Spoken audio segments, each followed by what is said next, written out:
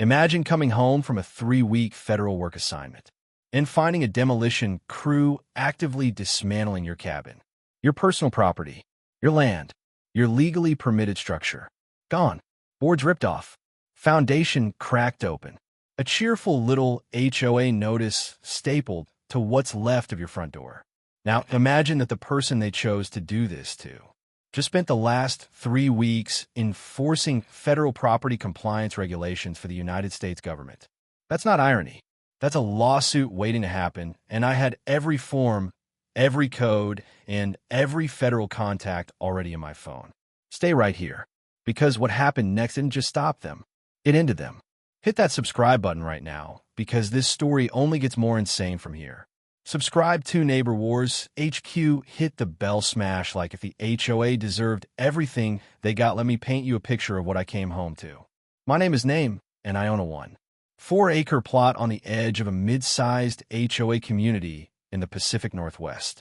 Situated toward the back of my property well within my legal setback lines is a 480-square-foot cabin I built 4 years ago with a licensed contractor, full municipal permits, and a certificate of occupancy from the county. This was not a shack. This was not a violation. This was a fully permitted, legally inspected, code-compliant secondary structure on land that I own. Now let me tell you about Ridgecrest Pines HOA. If you've ever dealt with a homeowners association that confused their CC&RS with the United States Constitution, you know the type.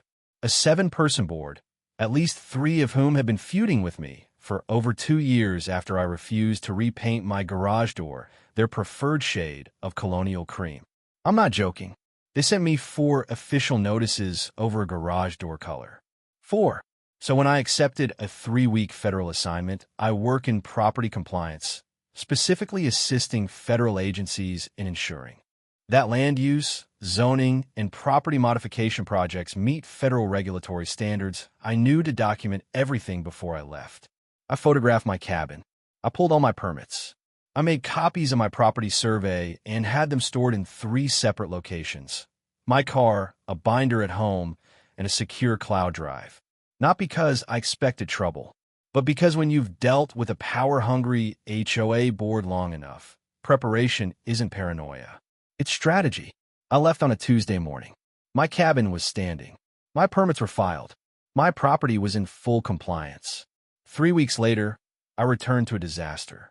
I drove up my gravel driveway at about 6:45 in the evening.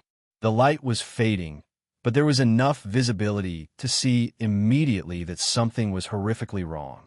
The tree line near the back of my property looked different. Open, exposed. As I parked and walked further, the full scope of what had happened hit me like a wall. My cabin, 4 years of weekends, thousands of dollars, a structure I had personally sanded, painted, and landscaped around was partially demolished. The north wall had been completely removed. Roofing materials were stacked in a pile near my fence line. The door had been taken off its hinges and leaned against a tree.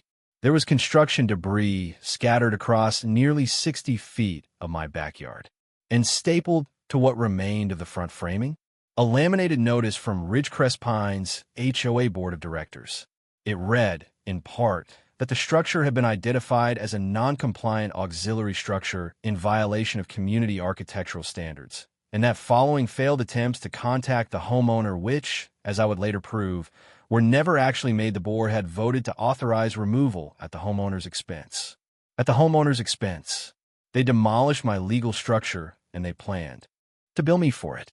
I did not panic. I did not scream. I stood there, took a full breath, and did exactly what 3 weeks of federal compliance work had conditioned me to do. I started documenting.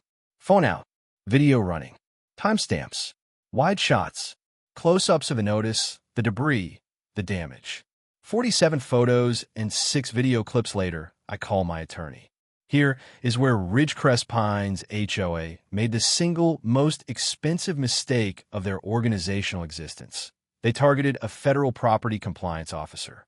My specific role involves advising federal agencies on land use conflicts, unauthorized property modifications, and this is the critical part: illegal demolition of permitted structures. I have worked on cases involving municipalities, private contractors, and HOAs that overstep their authority. I know the laws, not in a general, I looked it up way, and I've testified in federal proceedings about this way. The moment I read that notice, I identified at least 6 separate violations. Under federal and state property law, an HOA, regardless of what their CC&Rs say, cannot unilaterally demolish a structure that has valid municipal permits and a certificate of occupancy without first obtaining a court order. There is no exception. Their own CC&Rs, which I pulled up from my cloud drive within 20 minutes of arriving home, required a full board vote, written notice delivered by certified mail with a 30-day response window, and an opportunity for the homeowner to cure the alleged violation before any enforcement action. None of that happened. Not one step. They didn't just violate their own rules. They violated state property statutes, local zoning ordinance, due process requirements, and potentially 2 federal regulations related to the intentional destruction of permitted residential structures. By 9 p.m. that same night, I had a 4-page incident memo drafted and sent to my attorney, my county's building department, the state attorney general's office, and 2 federal contacts I had for my work. I also sent a certified letter to the HOA board's registered address, notifying them that the property destruction had been documented and that I intended to pursue all available legal remedies. The next 72 hours were a blur of phone calls, documentation reviews, and meetings. My attorney, a property and HOA law specialist, called the board's legal representation the following morning. The conversation, as relayed to me, was brief. The HOA's attorney apparently had not been briefed on the full situation. Once my attorney outlined the scope of what had occurred, including the federal compliance issues I had flagged, there was a significant pause on the line. Within 48 hours, the HOA board president called me directly. I did not answer. My attorney responded on my behalf, formally. The board then submitted a written statement claiming the demolition had been a miscommunication and that they believed the structure was abandoned. My cabin, with my belongings still inside part of it, abandoned. We proceeded with a full civil complaint. The claims included unlawful destruction of permitted private property, violation of HOA due process requirements, failure to provide legally required notice, trespass, conversion of property materials, and intentional infliction of financial harm. We also submitted documentation to the State Attorney General's office related to the board's pattern of harassing enforcement actions against specific homeowners. I was not the only one they had targeted, just the only one with a federal law background. The HOA's insurance company got involved within 2 weeks. Their preferred outcome was swift, quiet settlement. My preferred outcome was accountability. We landed somewhere in between, but closer to my end. The settlement included full reconstruction of my cabin to its original specifications, covered entirely by the HOA's liability. Insurance. It included reimbursement for all attorney's fees, all documentation costs, and compensation for 3 weeks of loss of use.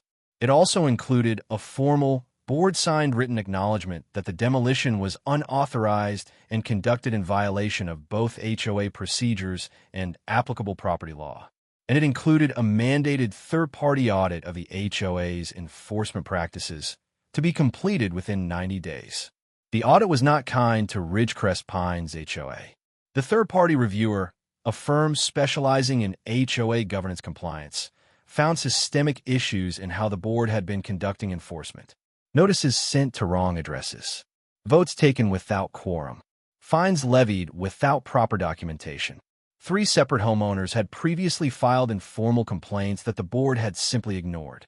The State Attorney General's office ultimately issued a formal advisory letter to the HOA requiring corrective governance changes. While this stopped short of criminal charges, it placed the board under regulatory scrutiny and required them to adopt a supervised compliance program for 18 months. Of the original 7 board members who voted to authorize the demolition of my cabin, 4 did not seek re-election. 2 resigned before their terms ended. The board president, who had been the primary architect of the enforcement campaign against me, was voted out in a community election by a margin of 31-4. My cabin was rebuilt better than before. My property rights were affirmed in writing, and the people responsible for making that decision, they learned the hard way That authority without accountability is just a liability waiting to happen. If there's one thing I want you to take from this story, it's not that you need to work in federal compliance to protect your property rights. You don't. What you need is documentation, knowledge of your local property laws, and a willingness to push back with evidence instead of just emotion. HOAs have real power, but that power has limits. Those limits are defined by law. Your CC&Rs are a contract, not a constitution.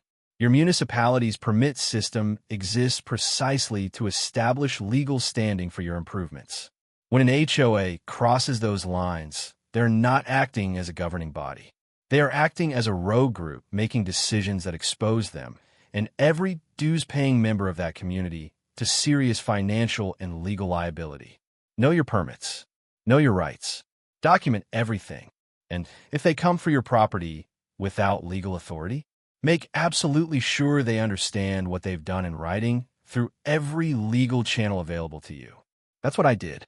And that cabin is standing in my backyard right now, rebuilt, restored, and fully compliant as it always was. Thank you for watching Neighbor Wars HQ. If this story helped you or someone you know understand their property rights, share it right now. Every share reaches another homeowner who needs this information. Like, subscribe, drop your HOA horror story in the comments. Watch next. HOA fined me $12,000. I became a certified property law paralegal and fought back.